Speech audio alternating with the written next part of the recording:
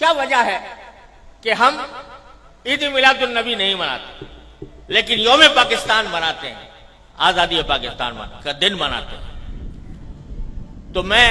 اس کی وضاحت کرنا چاہتا ہوں کہ اس میں کوئی شک و شبہ نہیں ہے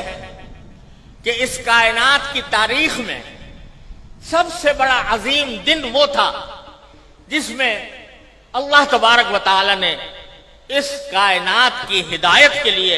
جناب محمد رسول اللہ صلی اللہ علیہ وسلم کو مبعوث فرمایا۔ اس سے زیادہ عظیم دن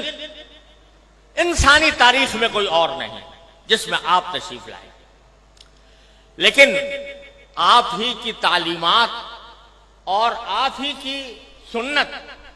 اور آپ کے جانثار صحابہ کرام کی سنت یہ ہے کہ انہوں نے کبھی نبی کریم سرور عالم صلی اللہ علیہ وسلم کا دن نہیں منایا، اور اس لیے نہیں منایا کہ اللہ تبارک و تعالی نے رسول کریم صلی اللہ علیہ وسلم کو اس لیے مبعوث فرمایا تھا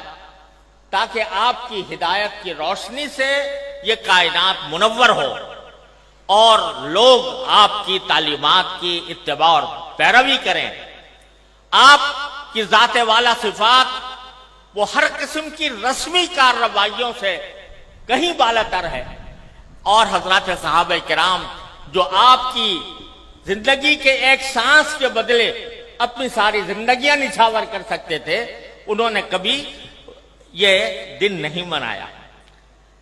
جب انہوں نے جو کوئی چیز نہ منائی ہو اور انہوں نے اس سے اعتراض کیا ہو اور اس کے بجائے ساری زندگی اتباع سنت کی کوشش کی ہو، اس کو اگر ہم منانا شروع کریں تو دین کے اندر ایک اضافہ ہوگا، دین کے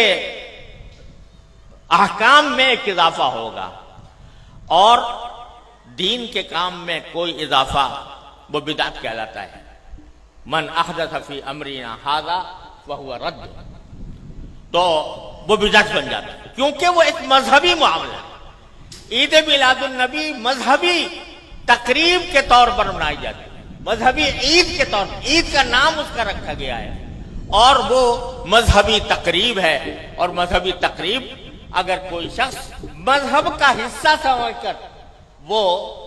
بنائے گا تو دین میں ایک اضافہ ہوگا جس کا نام بدعت ہے۔ اس لیے ہمارے اکابر علماء کرام نے اس بنانے کا اہتمام نہیں کیا۔ جہاں تک یہ 14 اگست کا تعلق ہے، 14 اگست کے یوم آزادی کا تعلق ہے، یہ کوئی مذہبی تقریب نہیں ہے،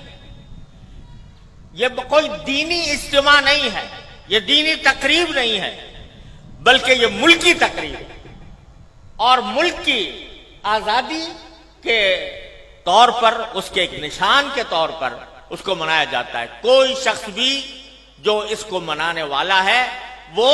اس کو دین کا حصہ سمجھ کر نہیں مناتا، اس کو مذہب کا جز سمجھ کر نہیں بناتا،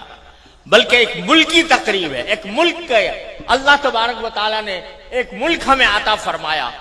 اور ایسا ملک عطا فرمایا جس کی تفصیل مولانا عزیز الرحمان صاحب نے بیان کی ہے، تو وہ ہم ایک ملک کی تقریب کے طور پر بناتے ہیں۔ بدعت اس وقت بنتی ہے کوئی چیز جو شریعت میں نہ ہو اور شریعت کا حصہ اس کو بنا دیا جائے، لیکن یہ کوئی شریعت کا حصہ نہیں، یہ کوئی دین کا کوئی دینی تقریب نہیں، دینی عید نہیں، دینی مذہب نہیں، دین کا کوئی مذہبی حصہ نہیں، لہذا یہ ایک ملکی تقریب ہے۔ اور یہ ایسا ہے جیسے کہ اگر کوئی شخص اپنے گھر کے اندر کسی اپنے گھر کی تعمیر ہوئی اور اس تعمیر کے اوپر کوئی اجتماع کرے، کوئی دعوت کرے، تو یہ کوئی مذہب کی تقریب نہیں ہے، کوئی دین کی تقریب نہیں ہے۔ اسی طریقے سے ہم یوم آزادی پاکستان کا اس لیے مناتے ہیں کہ اللہ تبارک و تعالیٰ نے اپنے فضل و کرم سے یہ نعمت ہمیں عطا فرمائی تھی، اور ملکی تقریب کے طور پر اس کو منایا جاتا ہے۔